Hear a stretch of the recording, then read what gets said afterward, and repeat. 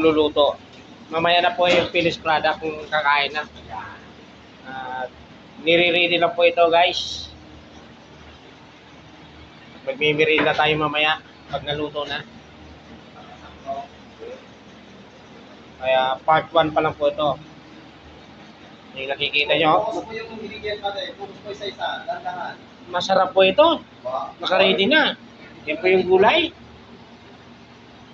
Dito po yung steak. Korean food talaga to guys.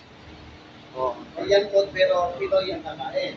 Yung kakain po, Pinoy, Pilipino. Purong Pilipino po talaga. Walang harong pan. Yan. Walang harong Korea. Walang halong Korea. Yan. Mikos na yan. Mikos na natin yan. Mimikos-mikos na po ito mamaya. Sa tiyan. Ayun. Yan na. Kinakahawa na po yung noodles. Nahalo na. Tuloy-tuloy na po. Okay guys, maraming salamat. Subscribe naman po yung channel ko. Thank you po so much.